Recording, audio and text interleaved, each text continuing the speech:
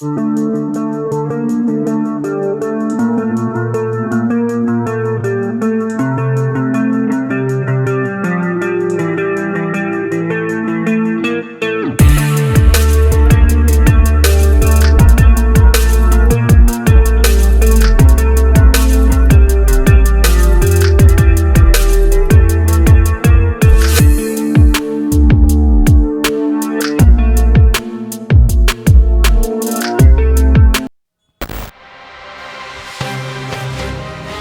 membongkar modus penipuan yang mengatasnamakan anggota pasukan pengawal presiden.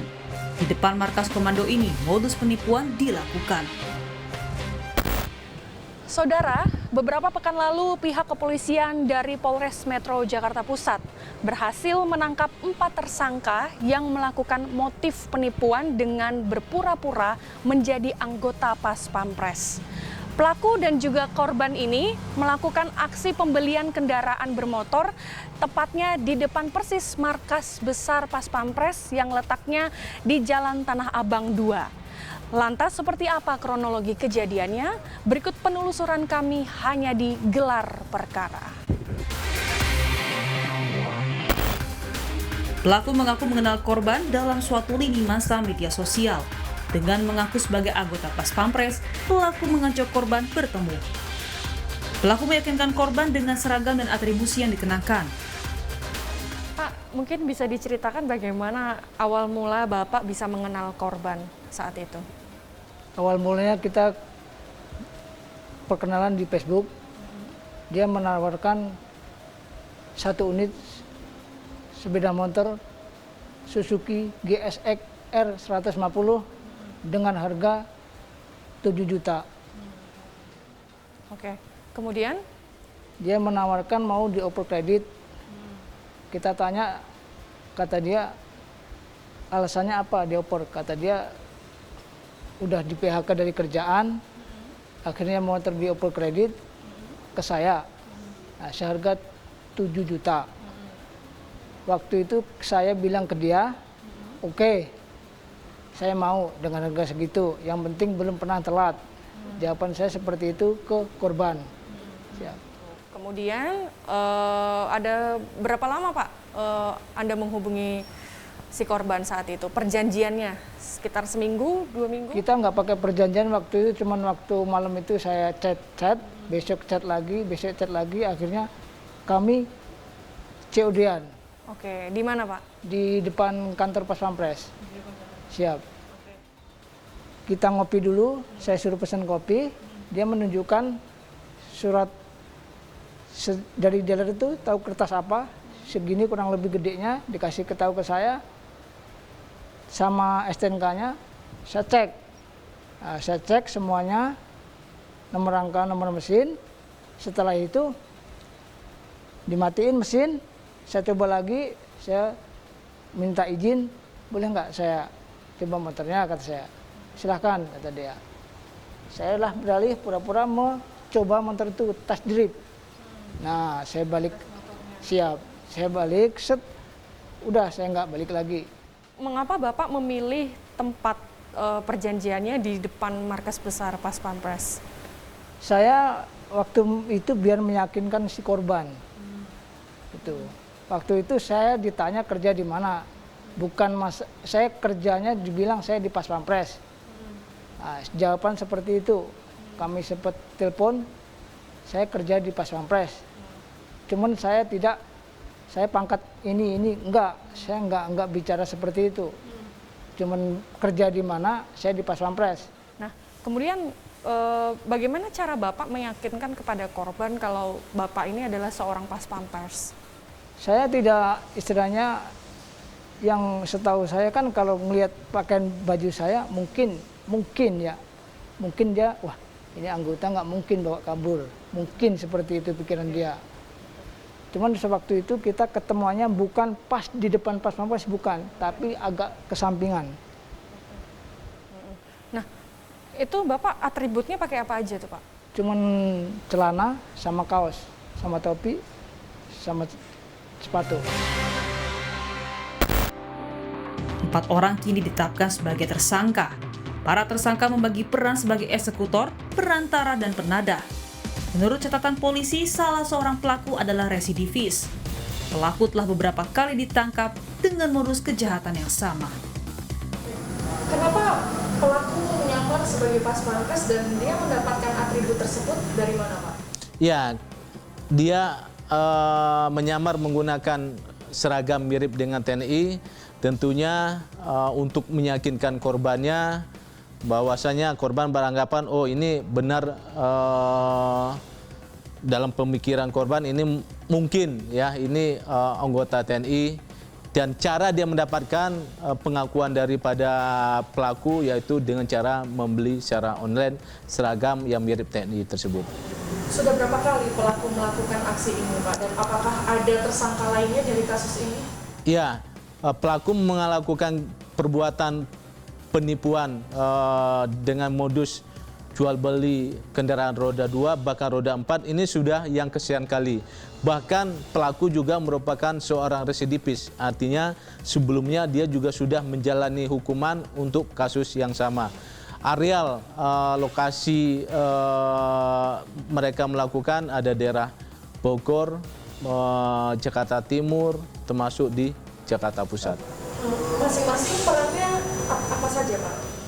Ya, kalau untuk si tersangka KN dia melakukan sendiri, tapi tentunya untuk kasus-kasus seperti ini tentu adanya perantara, kemudian adanya pembeli hasil tindakan kejahatannya atau 480. Sehingga dari kasus kemarin, satu kasus saja kita sudah mengamankan 4 tersangka, 1 pelaku utama, kedua pelaku utama KN, pelaku kedua HS ini merupakan perantara atau orang yang mencari pembeli motor hasil kejahatan, kemudian pembelinya atau penampung atau penadah TS dan UY. Itu saja sudah 4 orang yang berhasil kita amankan. Menjadi anggota Pas Pampres memiliki syarat khusus serta pelatihan yang panjang. Dalam kesehariannya, anggota Pas Pampres juga dibekali atribusi tersendiri. Sebenarnya seperti apa prosedur dari perekrutan sebagai anggota Pas Pampres sendiri, Pak? Baik, untuk menjadi anggota Pas Pampres, ini merupakan organisasi atau satuan di bawah Mabes TNI yang terdiri dari 3 matra atau 3 angkatan, baik darat, laut, dan udara. Jadi untuk anggota-anggota yang masuk ke dalam organisasi Pas Pampres ini tentunya melalui tahapan seleksi, ya, seleksi mulai dari mereka secara fisik maupun keterampilan. Jadi rata-rata anggota Pas Pampres ini merupakan dari pasukan-pasukan khusus dari ketiga matra tersebut. Seperti Angkatan Darat lebih banyak anggota dari Kopassus, kemudian Angkatan Udara dari Paskas, dan Angkatan Laut dari Marinir. Ini terkait kasus ditemukannya ada motif kejahatan Pas Pampres Gadungan, Pak. Kira-kira apa yang harus diwaspadai oleh masyarakat supaya tidak tertipu oleh modus penipuan seperti ini, Pak? Baik, jadi untuk Pas Pampres ini dari segi pakaian dan perlengkapannya itu berbeda dengan satuan-satuan yang lain, ya, khususnya kita Pas Pampres kita sudah memberlakukan pakaian taktikal dan ini setiap hari berbeda. Pakaian taktikal ini setiap hari berbeda, kemudian dilengkapi dengan PIN dan ID card. Nah ini bagi masyarakat juga jangan mudah terpengaruh apabila ada yang mengaku-ngaku TNI atau mengaku-ngaku Pas Pampres khususnya, ya mereka harus cek betul. Kalau memang mereka belum jelas, mereka dapat menghubungi kita di Mako Pas Pampres di Tanah Abang 2 ini. Dalam kajian kriminologi, sangat mudah seorang pelaku kejahatan kembali melakukan aksinya. Hal ini lantaran pelaku sulit mencukupi hidupnya dengan pekerjaan lain. Saudara, karena situasi sedang pandemi COVID-19, maka kami melakukan wawancara via Zoom. Saat ini sudah bersama dengan saya, Prof. Mustafa. Saya akan membuka masker saya. Selamat siang, Pak. Selamat siang, Maria. Ya. Pak, terkait kasus Pas Pampres Gadungan ini, kalau menurut Bapak sendiri, ini kan pelaku merupakan residivis. Ya. Bagaimana dari kacamata kriminolog sendiri memandang kasus residivis ini, Pak? Ya, residivis itu kan pengulangan pelanggaran hukum. Ya, bisa ukurannya itu dia berulang-ulang tidak pernah ketahuan, dia berulang ketangkep, dia berulang dihukum. Jadi macam-macam kategori. Yang paling banyak tidak diketahui itu yang berulang tapi tidak pernah ketangkep. Nah, pelaku kejahatan yang berulang ini biasanya sudah dalam kategori bahwa kejahatan itu menjadi kebiasaannya. Bahkan ada orang mengatakan, ya itulah pekerjaan dia gitu. Pekerjaan dalam rangka mencari nafkah dia lakukan dengan melakukan kejahatan. Sehingga kalau sudah sampai pada level kebiasaan menjadi tabiatnya, bisa dibilang tidak ada lagi yang bisa menghalangi berhentinya kebiasaan tadi. Nah, kalau kemudian suatu ketika dia tidak tertangkap, belum tentu dia sudah menghentikan kebiasaan, tapi dia semakin mahir, sehingga tidak mudah lagi tertangkap oleh penegak hukum. Kira-kira begitu. Apakah indikasi pelaku kejahatan ini dapat berbuat jahat kembali, Pak? Pada umumnya ya. Pada umumnya, terutama yang kejahatan terhadap harta benda. Ya. Kejahatan kekerasan sebagian ya, tapi ada juga yang tidak. Tergantung dari apakah tindakan pelanggaran hukumnya itu sudah menjadi kebiasaan atau tidak. Banyak kasus yang oleh masyarakat dipandang serius, misalnya pembunuhan, itu hanya terjadi pada situasi yang khusus, kemungkinan pengulangannya justru kecil. Tapi kalau kejahatan terhadap harta benda, kalau dia sudah menjadi pekerjaan ya akan berulang terus.